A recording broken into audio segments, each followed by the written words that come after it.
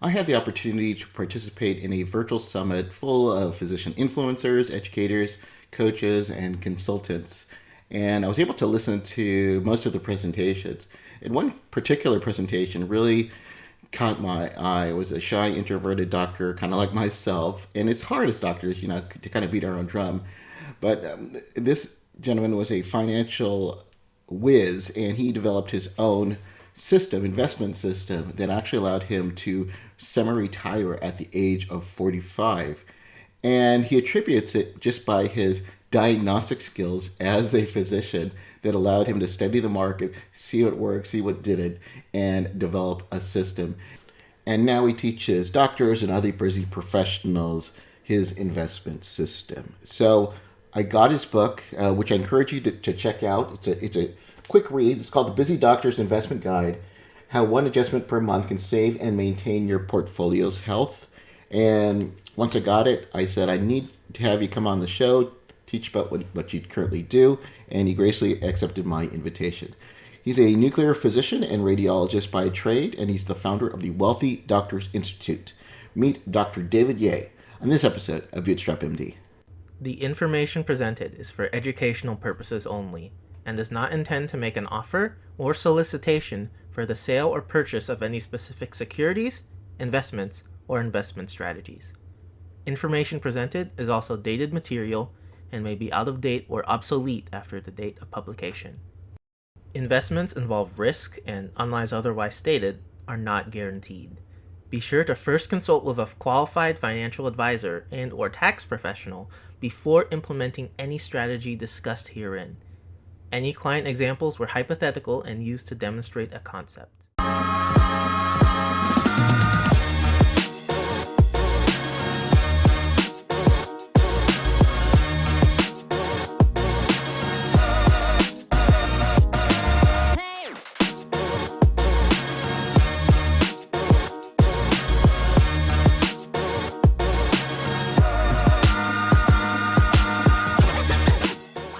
Hey guys, this is Dr. Mike Wu Ming. Welcome to another episode of Bootstrap MD. I'm really excited about this interview. This is someone that I've been wanting to get in touch with for quite a while. I first learned about him through Peter Kim's Leverage and Growth Summit, and he was kind enough to give us an interview. And I'm always curious about meeting other doctors who retire or semi-retire before our usual age than most doctors retire. And on the call today, we have Dr. David Ye. He's a nuclear medicine specialist in Chicago. He got his degree from NYU School of Medicine, and he actually became semi-retired at 45 when he started a system, a financial investment system in his intern, and allowed him, based upon that, to retire at 45 years old. And it's great to hear someone who actually practiced what they preaches. And he is now the founder of the Wealthy Doctor Institute, and he's also the book of that you guys need to pick up. It's called The Busy Doctor's Investment Guide: One Adjustment Per Month Can Save and Maintain Your Portfolio's Health. David, welcome to the Bootstrap MD podcast.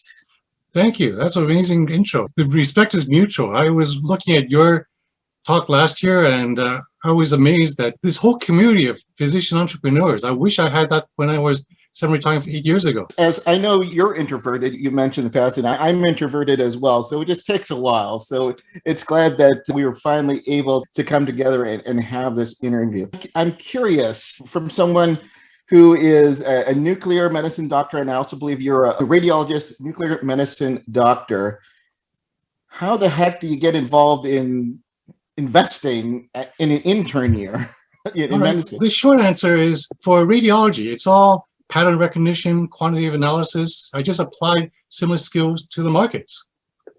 But the long answer is, you're right, I started in intern year for good reason. And that's because right off med school, I had my first paycheck and I was financially naive. So I quickly learned that real life could be really rough. And I got to that point where I had credit card debt, sleepless knots in my stomach, more month end of my money than I knew what to do with. And finally I hit this proverbial rock bottom where I said, never again, I have to get this part of my life handled. It's ridiculous. So that's when I really started to just push aside my fears around money and just start studying. I started with dummies books, of course, Personal Finance for Dummies, Investing for Dummies, and all these other beginning books. But then as I started reading and digging myself out of my hole and finally getting my financial life in order, I came across a options investing course. And at that time, I was sold on, oh my God, you can make so much money so quickly. I didn't realize at the time there was a difference between investing and trading. But that was okay because there were concepts in that course that I just applied to my investing. And eventually I developed systems that I only had to watch once a month because, let's face it, residency was really tough. You don't really have time to watch the markets all day. So eventually I developed systems that I didn't have to watch so often, and I just continued on even in private practice. Just so I have an idea, and again, I don't want to date you, but I have to figure it out in my head because you do look young. So when is what timeline are we talking about? Just so I can have an idea where the stock market was at the time. Sure. My intern year, I started 1994. Rock bottom was 1995. And I was, by the time I dug myself out and started really investing, besides just dollar cost averaging, actually doing options trading, it was 1996. And remember, the 1990s was a big bull market, right? And the worst thing that can happen to any beginning investor, and this could be for gambling as well, isn't that you lose money. The worst thing that can happen is that you are wildly successful. And that's exactly what happened to me. Within 2 trades, I doubled my money, and I thought I was king or god or something. And of course, you get cocky, and then within 5 trades, I blew up my account. So I learned something valuable, because even within a raging bull market, the dot-com bubble, I could still lose money. So that's when I started to, again, you get this rock bottom part in life when you learn something valuable. And one thing I learned was money management, risk management is so important in investing. Now, that's interesting. So I went to residency probably a little few years after you. And that's actually when I got involved in the stock market. And when I say involved, it was basically a resident saying, hey, there's this new biotech company. You need to invest in it. And being a dumb resident, I said, okay. And nothing really came about it. And then, of course, later on with the dot-com boom, and that was certainly a lot crazy. But were you buying stocks, or were you like buying calls or puts? What was the extent of your option trading or your portfolio at the time? At the time, I was trying out various different systems. I was trying covered calls, for instance, but I always had some kind of exit strategy. So even with a covered call, I would have a stop where I said, it's lost too much already, let me get out. I was doing spreads, straddles, eventually I was doing condors. But yeah, just sculpting this risk graph was key to options trading. And so and you talk about it in your book, and we all have to get your book, but how was your investment strategy? How did it evolve over time? It sounds like you lost money. I think we all lose money. That's our first education. Yes. We all get very confident, and we all think it's always going to be a bull market, and then things happen. And how did it evolve over time? Was it just a gradual process, or just learning from your mistakes and just seeing what works and what didn't? In the beginning, it was just straight dollar cost averaging. Just throw a certain amount each month. And at first, I could only afford $50 per month. So that's what I started with. Eventually, when I got a large enough account, which is like $500 to start trading options, I was following along this course where at that time they had something new called the web, where we can log in and see the live trades that we're doing. And I would look at those trades and I would wonder, okay, how did they figure out to get in, and would I have done the same thing? And many times I thought, no, I probably wouldn't have taken that trade, but then I followed along anyway. And turns out many of those trades I wouldn't have gone in blew up anyway. So at least at that time, even though the class wasn't great, I thought I still learned something. So I figured, okay, I think I learned enough to actually construct my own trades and place them. Let me see if I can track them now. So for instance, if I had wanted to use cover calls, I would have one account for that, and I would track it, maybe paper trade, and track it as if I placed the trades live, maybe some momentum trades, maybe some stochastic trades, something like that. And every week I would update all my live and paper trades and just follow along in Excel and see which ones had strengths and weaknesses, and whether or not the weaknesses were because the system was wrong, or was it because I just couldn't do it? Because sometimes you can have the best system, but it just doesn't fit you as a personality. So for a while, I was tracking up to 20 different strategies. And I found out when there were big market upsets, like in 2000, the crash 2000 and crash of 2007, I found out that the most robust strategies happened to be the ones that I didn't have to watch that often, the ones that didn't involve options at all, the ones that all I had to do was once a month, rotate, just use some criteria, calculate out the numbers, and if numbers say buy, I buy, numbers say sell, I sell. I was listening to another interview you were on, and you said that your being a physician or being a radiologist had an impact in creating your investment system. Can you elaborate?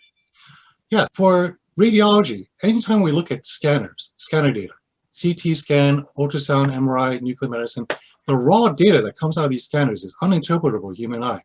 We're used to using our own filters to scope the data into something that's interpretable.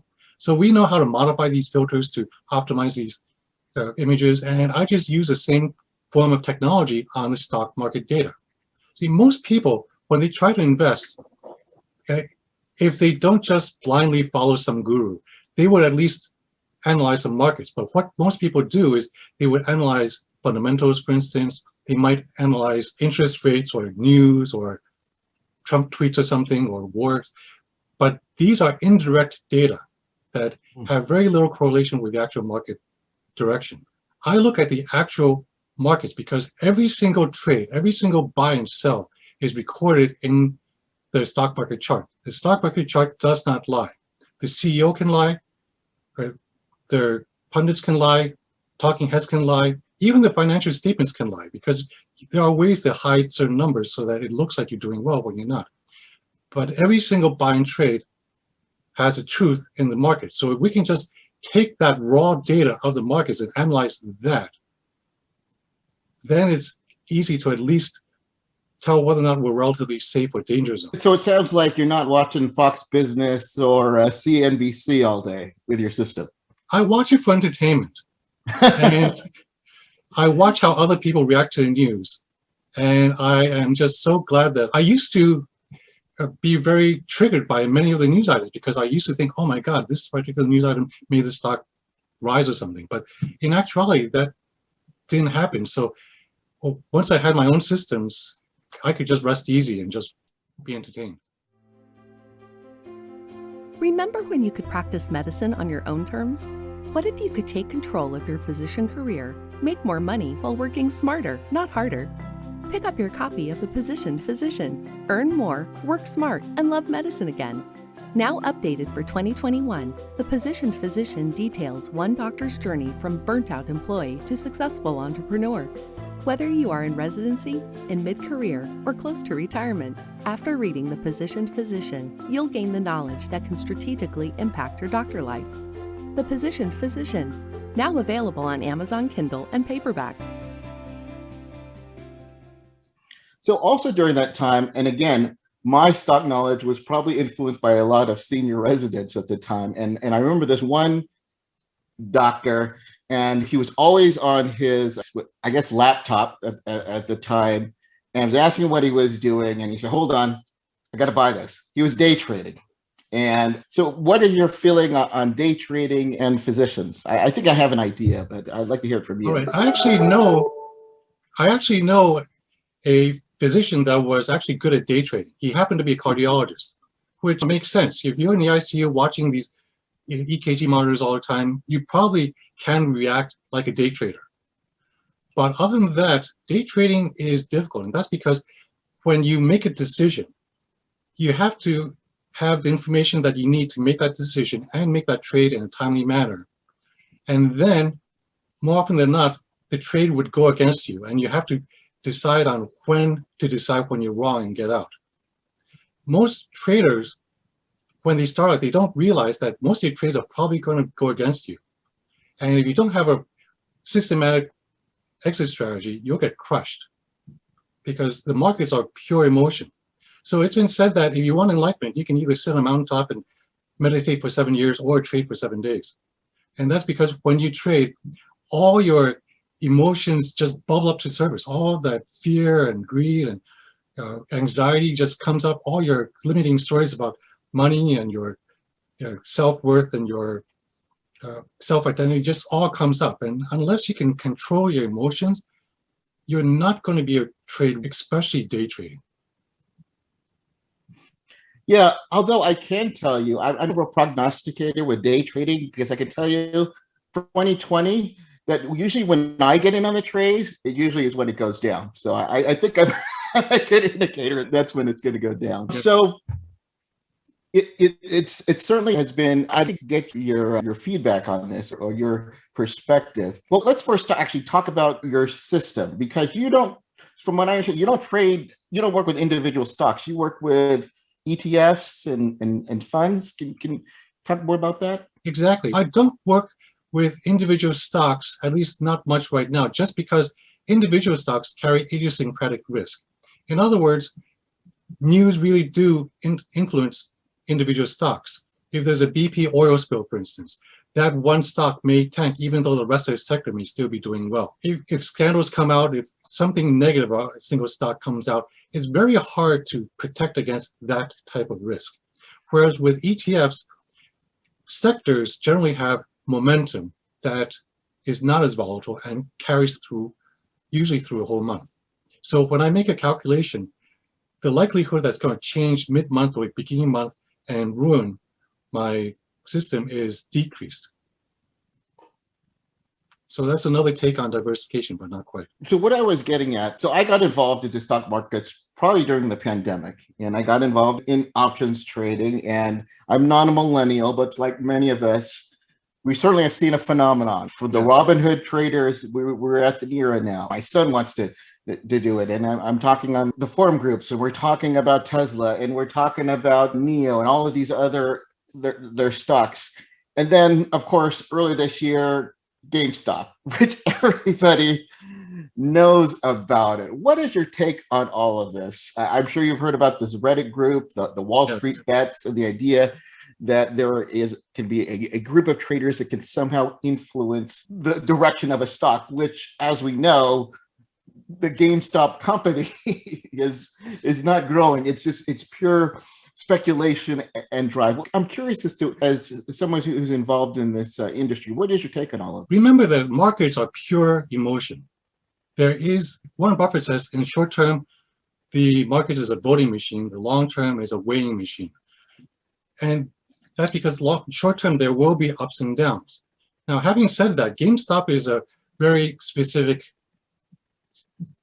situation because somehow there were short shares. You know what shorting is. Let me just go over for the audience. When a stock or a company is unlikely to survive in the near future, and there are people who will bet that this stock is going to go down, how do they make money? Well, they can't buy it because the stock market, the stock price will go down. So what they do is they borrow money, or they borrow shares rather, then they sell the shares, keep the money. When the share price goes down, they buy it back at a lower price. So sell high, buy low. That's what shorting means. A lot of people don't understand that. So when you have a company that has a number of shares outstanding, that's all you can trade. So if someone wants to buy a stock and there's not enough shares, the stock price has to keep going up until it entices someone to finally sell their stock. When you have something like GameStop, where most people agree it's probably going to go bankrupt, just a matter of when, then a lot of these hedge funds start to bet that the price will go down. So they short the stock. And when they short, someone else buys that borrowed stock, and then they short that. That's why for GameStop it's very unusual, because the total number of short shares was larger than the float, the actual number of shares that's available to trade. It wasn't so much that the internet could rally an army that could buy enough stock to raise the price. It was just that it was this perfect storm that this particular company or group of companies had this situation where there weren't enough shares to support the trade. It's a relatively small company, relatively small amount of shares. So that's why they were able to, at least short term, boost their price up sky high. Now, here's a problem. It wasn't just because the traders were at war with each other. The traders have been at war for centuries, like institution versus individual traders. It's the fact that when you have shorts, there's something called a short squeeze. When, for instance, when you buy a stock and it goes down, people tend to sell, right? So that when more people sell, stock prices fall even faster. Or a short squeeze, when you've sold a stock and you must buy to cover, and the stock price keeps going up to a point where you're losing money, then you're forced to buy, then the forced buying volume pushes the stock even higher up. That's called a short squeeze. This is a hypothetical problem called an infinity squeeze, which has been talked about but never really experienced yet. And here's the danger of an infinity squeeze. When the stock price goes up too high, then it's not just the fact that the individual hedge fund accounts doesn't have enough money to cover. It's not just a margin call. It's the fact that the clearinghouses that back the brokerages, they don't have capital to cover those. It's not just the shares of stock that they have to cover too. It's the fact that you have all these call options that are now worth tremendously amount that they cannot cover. It's the fact that you have these short put options that now it just becomes a real mess trying to sort it all out, because now you have the very existence of the clearinghouses in trouble. So had the stock price gone up to 1,000, the very survival of the markets would have been severely endangered. People don't realize this. But that's why there was a halt in trading. That's why the trading was halted to buy only, and people were thinking they're just colluding with the hedge funds. No, actually, they were in survival mode, trying to survive for their very existence.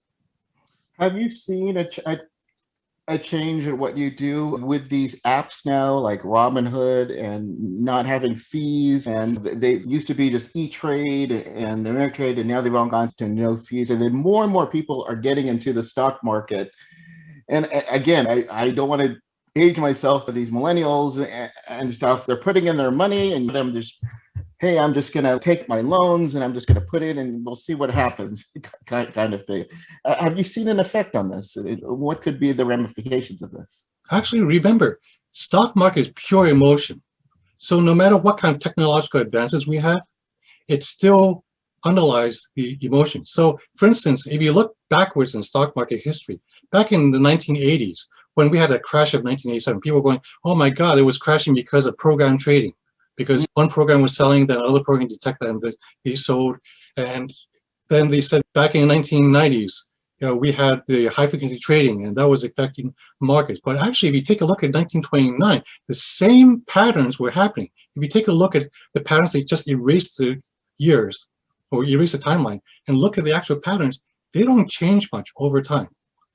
And that's because this human psychology that underlies all the market actions is all just, it's the same animal, just different technology advances.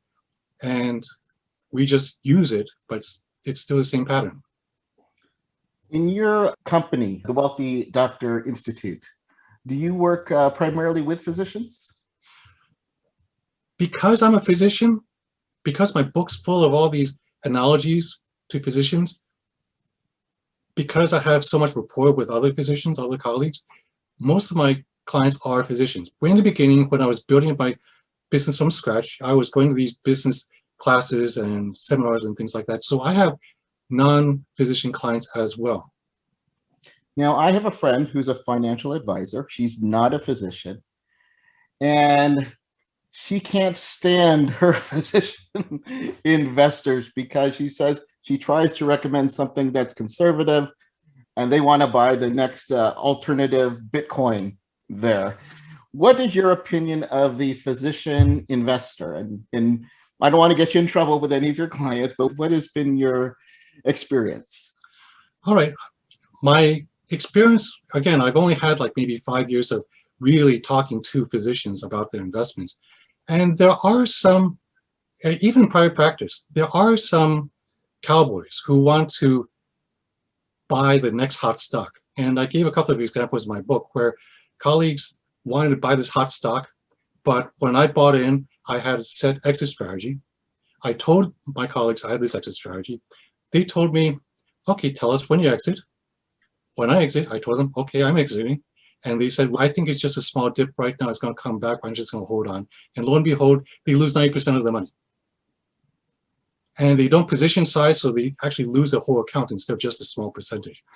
So a lot of these rookie mistakes based on emotion exists in even us relatively well-educated physicians, because again, markets are emotional. That's why I use algorithms to plan out everything from position sizing to signals to get in and out. So that's one group, the cowboys. Then you have the other group, and this is the group that I started helping out the most, because originally I was trying to teach the cowboys how to invest. Here's a systematic way of looking at things so that you don't get burned in the markets. But then we had the really fearful physicians who got out during the crash of 2008, didn't dare get back into the markets. I show them the system that I use, and instead of learning how to trade or how to invest, they asked me, well, can you invest for me? And that was a group of physicians that my heart really reached out to, because they were so scared of something that was unfamiliar to them, and they really needed this help. And I used to really look down on financial advisors, because when I was a cowboy, I tried to learn this myself. I got burned by financial advisors before charging high fees. But now I realize I can be the financial advisor that I wish I had when I was a poor broke intern. And so now I have physician colleagues who are just afraid of investing, who trust me, and this is what I went to med school to begin with. I envisioned myself just helping people, helping patients. But I went to radiology because I like the tech, I like the, toys, and I didn't really get that physician-patient interaction unless I was doing barium or something. So now, as an investment advisor, I get to talk to clients one-on-one again, and it's beautiful. I just feel like I've come full circle this way.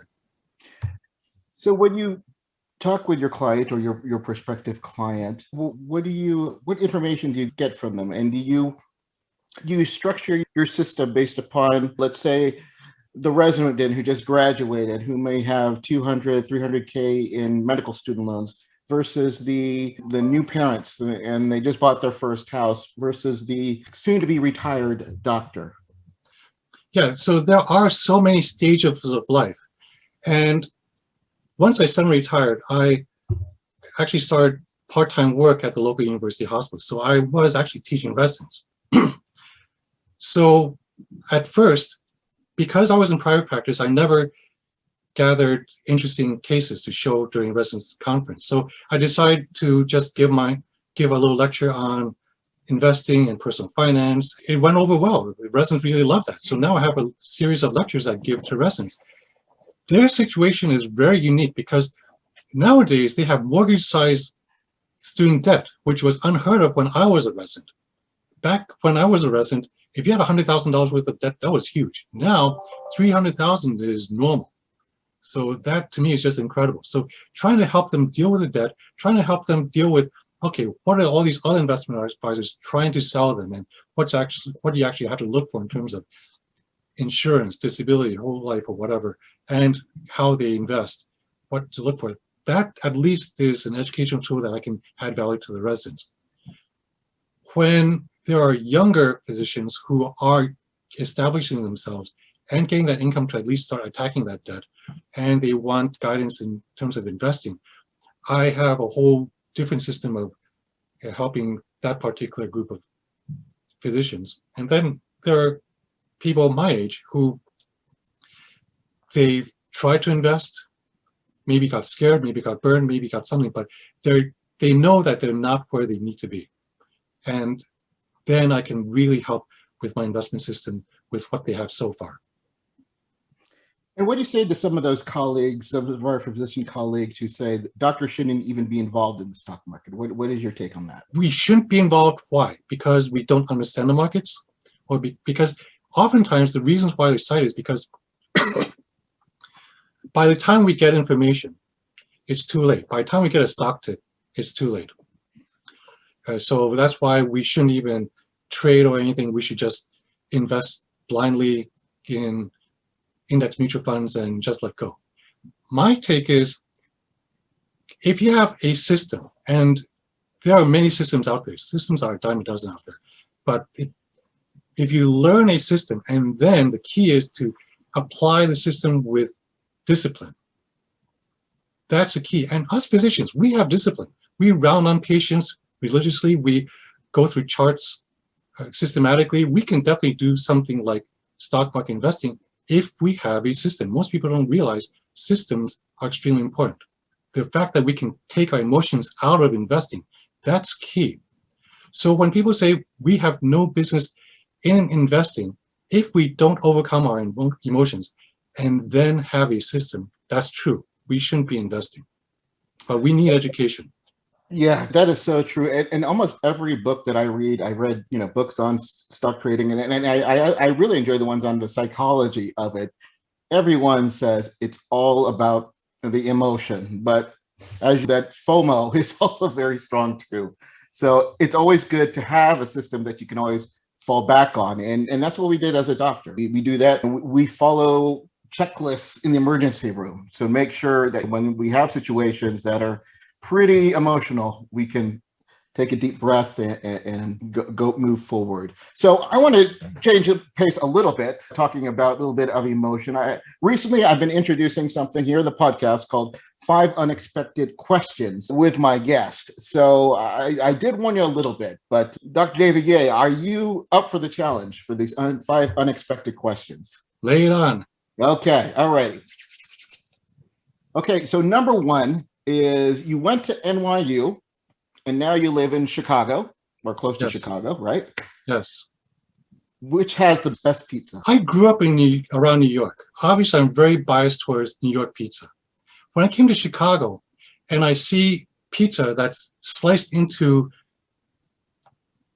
graph paper, into squares, to me, that's insane. Because pizza, you're supposed to eat as a sector. You hold the crust and you eat it. But with squares, you get your fingers all messy and things like that. And then they have this deep dish pizza. Okay, that's fine, but still, cut it in sectors. So my bias is still in New York. I lived maybe 21 years in Chicago, but I lived the rest of my life in New York, and I still feel like a New Yorker.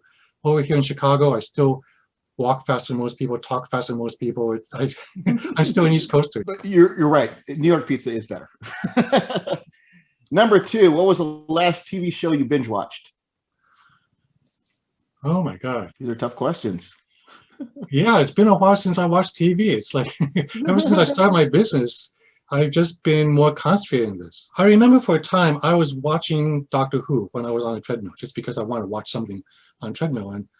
And I used to watch as a kid. Now we have this new series, so that's probably the last one I binge watched, but that was 5 years ago. All right. So speaking about science fiction, there's an interview with you with William Shatner. Yes. So I want to know, there's been a number of captains, but the most famous 4 are Shatner, Picard, Janeway, and Sisko. Which one was the best captain? They all embody different aspects of strength and leadership. And frankly, sometimes when I think about leadership, I think about various qualities of each.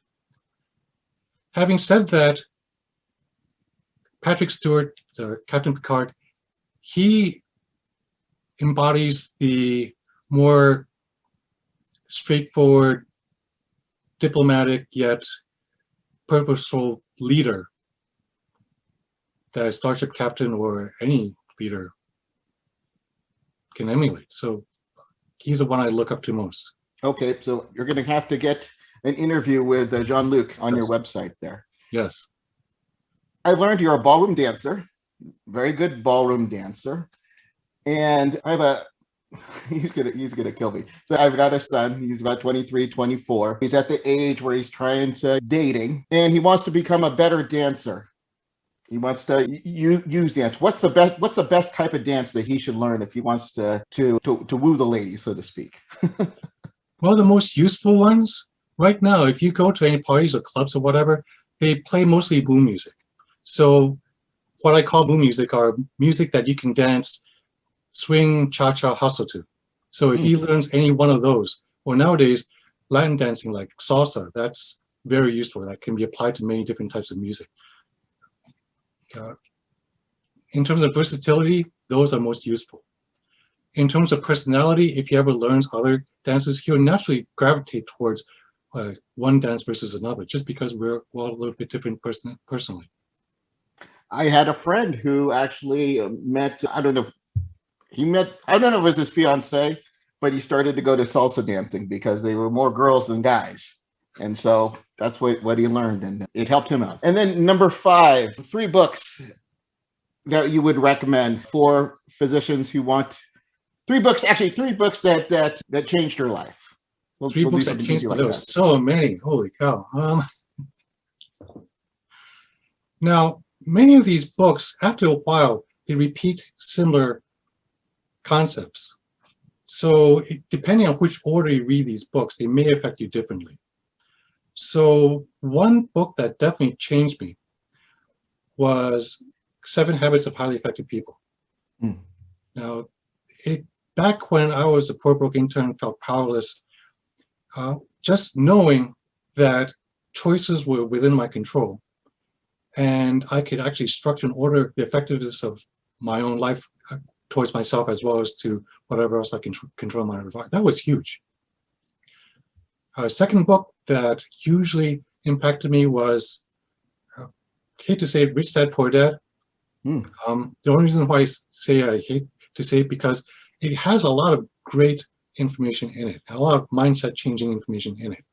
I also happen to have taken courses with the real life Rich Dad, Keith Cunningham. Cunningham and Kiyosaki, they both used to give seminars together. And I won't go into the story, but I got the information from the hay before it goes to a horse. So even though I know what the hay is before going to a horse, their book itself was mind-changing to anyone who's not familiar with the material. Yeah, Cash Flow Quadrant is one I like, but yeah, there is some controversy between that.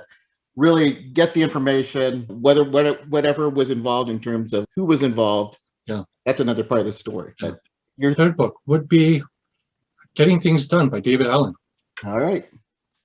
Just because it just takes time and our work and tries to order in a way that just eliminates the overwhelm. And that was huge. Those are classic books. And I love that you read your first book. You read in you said medical school or residency, you read it? That was internship.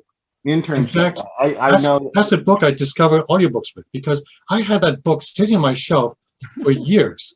And then I was a pro broker intern. I got this ad to get the audiobook version for $59. And I was going, holy heck, how am I going to afford that?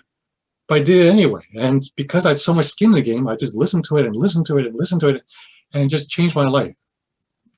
Yeah, I hear it again, and I'm sure you agree. We need some type of financial literacy or some financial education, if not in residency, something in medical school, because I could think it can impact a lot of our future doctors. I know we only got a few more minutes left, and let's talk about your company, the Wealthy Doctor Institute. For a doctor who's interested in this, how do they find out more information? They go to your website, and then what happens next? They can go to my website, wealthydoctorinstitute.com, and they can always, there's a contact me button or schedule me button. And what they can do is they can either send me a question, or they can just schedule themselves. And there's a calendar link where if you want to just talk to me, you don't have to play phone tag with any assistant or anything. You just pick a time that works for you, and we'll just hop on a Zoom call, ask any questions you want.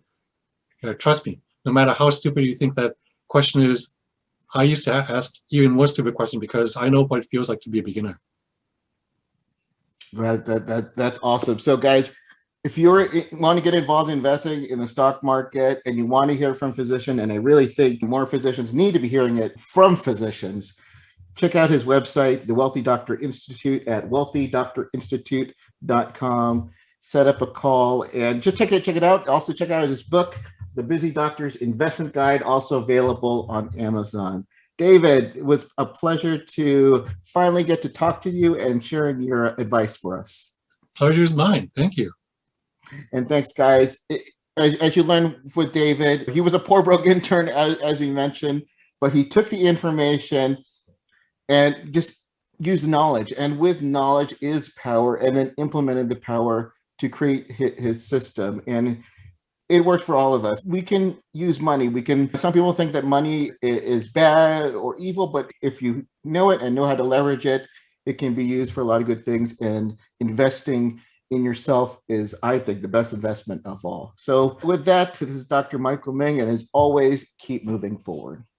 Hey, Dr. Michael Ming with Bootstrap MD. Thanks for listening to the program. I hope you enjoyed it. If you did, I encourage you to go and please leave and rate or review this podcast to wherever you're listening to it. It really helps me out, and it really helps me spread the benefits of physician entrepreneurship.